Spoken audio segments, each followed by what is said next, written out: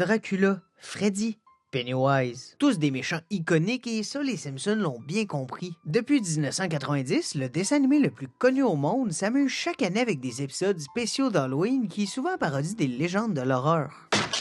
C'est le grand méchant loup! C'est ça, et moi je suis le chaperon rouge! Mais aussi des fois des épisodes qui sont juste une excuse pour voir comment nos personnages favoris agiraient dans une situation de vie ou de mort. C'était où le tuer ou ne tuer personne? Avec ces 34 épisodes hors série, souvent divisés en 3 courtes histoires, c'est facile de croire que les 5 membres de la famille Simpson composent le top 5 des personnages avec le plus de morts, mais certains citoyens offrent une chaude lutte. Littéralement. Maggie est celle de la famille qui meurt le moins avec 12 morts et normalement je dirais que 12 c'est déjà trop, tu sais, c'est un bébé, mais je me sens pas trop mal, non, à tuer des dizaines de gens dans la série, incluant même un bébé. Comme un juge a déjà dit à mon grand-père, un monosourcil c'est pas une raison pour tuer. Les morts de Maggie passent plutôt bien parce que ça inclut toujours les 4 autres membres de sa famille, c'est jamais elle seule. Ouais, ça sonne bizarre, mais voici ma préférée. Mais 12 morts dans le Simpson Horror Show, c'est pas beaucoup et on a 11 personnages qui meurent plus souvent, en commençant avec notre génie en herbe préféré, Ralph. Je suis en danger! Ce que j'aime le plus des décès dans ces épisodes d'Halloween, c'est qu'ils sont souvent liés à la personnalité des personnages. La majorité des 13 morts de Ralph sont hilarantes, il garde sa naïveté légendaire, presque en train de demander de mourir, mais avec le sourire. Bon, c'est dur de faire plus Ralph que cette mort-là. Juste pour nous rappeler à quel point les Simpsons n'hésitent pas à tuer vraiment tout le monde, à égalité avec les 13 morts de Ralph, c'est notre bon vieux sympathique loser Melouse. Je pense que sa mort la plus mémorable est dans le légendaire segment où les professeurs de l'école comblent le manque de nourriture en cuisinant les élèves. Malgré tout, je reste confiante. On a ensuite l'homme en bonne partie responsable de beaucoup de décès chez les enfants de la ville. Willy a l'honneur de parodier Freddy Krueger dans un des rares épisodes qui peut vraiment faire peur avec ses visuels marquants. Pour ce qui est de ses décès, Willy est vraiment choyé avec 14. J'adore ses morts dans l'épisode où il est Freddy. Lui en araignée cornemuse va toujours me faire rire, mais je crois que la Palme d'Or doit aller à son combo des 3 segments de l'épisode 6 où il reçoit une hache dans le dos. Bof, c'est tout ce que t'es capable de faire. Mais il faut que tu fasses exactement ce que... Ah! Je vais vous tirer tout de suite de là.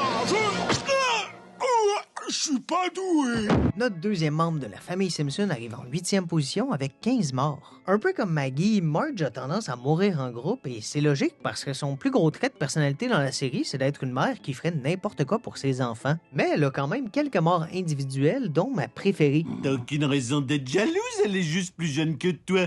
Oh, alors il me préfère un fantôme, hein? Bien! Un personnage dans la série qui veut mourir depuis longtemps, c'est notre barman Moe et avec 16 morts, on peut dire qu'il vit son rêve. Comme Moe en soi, ses morts sont souvent assez pathétiques, mais c'est ce qui fait son charme. Je pense que celle qui représente le mieux ce qu'est Moe, c'est celle-là. Éclair jackpot, $1 million. Si je reste en vie, je pourrais...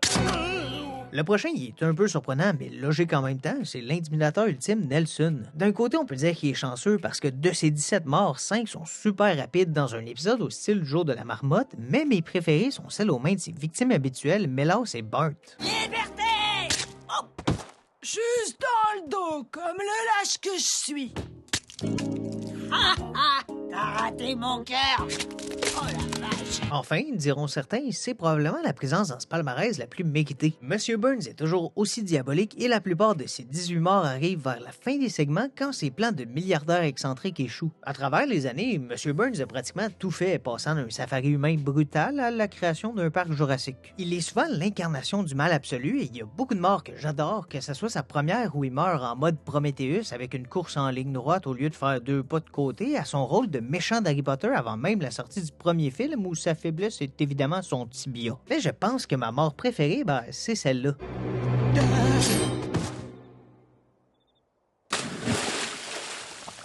Il y a quelque chose de magique dans le fait d'être massacré par le citoyen le plus gentil et en bonus, la mutation de sa tête dans l'eau qu'il a lui-même polluée vient vraiment rajouter à l'ironie du sort. Parlant de Ned, il est la preuve vivante qu'être gentil, c'est pas toujours payant. L'honorable voisin meurt 19 fois et il a la fâcheuse habitude de mourir en voulant aider les autres. En tout cas, ça c'est dans les épisodes où à l'inverse, il est pas un tueur en série, un loup-garou ou même le diable en personne. Je pense que ça, c'est la mort qui représente le mieux Ned. Dis « Ah, ma poule ». Ah. se meurt. Pour débuter notre podium, on a notre intello-musicienne avec, un peu comme Nelson, un compteur de 21 morts vraiment augmenté par l'épisode du jour de la marmotte où elle meurt 8 fois. Lisa est aussi un des personnages qui est le moins méchante alors que je pense qu'elle est l'antagoniste principale seulement une fois dans une parodie du film Split. Elle a même l'honneur de tuer brutalement Willy avec une hache en souvenir du bon vieux temps. Ma mort préférée pour Lisa revient à celle dans l'épisode 11 où elle est tuée par un membre de la famille mais pas celui qu'on pense. Les aliens n'ont rien à voir avec Halloween. Silence! Même s'il n'est pas une vraie compétition pour la première place, Bart est quand même très choyé niveau mort avec 26, dont plusieurs super originales. Son épisode le plus marquant de ce point de vue-là, c'est quand son éternel rival réussit finalement à le tuer et on peut dire qu'il fait pas les choses à moitié. Oh, il est tellement passionné qu'il invente une machine pour le ramener à la vie juste pour pouvoir le tuer 9 fois. Regarde, oui, il a gâché ta vie, mais t'as inventé une machine révolutionnaire point de vue médecine, vends-la et deviens milliardaire. Mais bref, ma mort préférée pour Bart est pas dans cet épisode-ci, non, c'est celle-là. Tu tues comme une fille. Qui d'autre? Homer est loin devant tout le monde avec ses 36 morts, et ça, c'est sans compter ses clones dans l'épisode 13 qui meurent par dizaines. Homer, dans ses épisodes, joue souvent des monstres énormes et destructeurs, ayant même interprété King Kong et Godzilla. Bon, je pense que tout le monde rêve d'un film King Homer versus Homerzilla qui met fin à leurs différends avec une petite visite au buffet. Selon moi, la mort qui représente le mieux Homer, est simple, mais c'est celle-là. Comme quoi manger santé, faut le faire pour soi, hein? Pas juste vouloir peut-être augmenter sa durée de vie.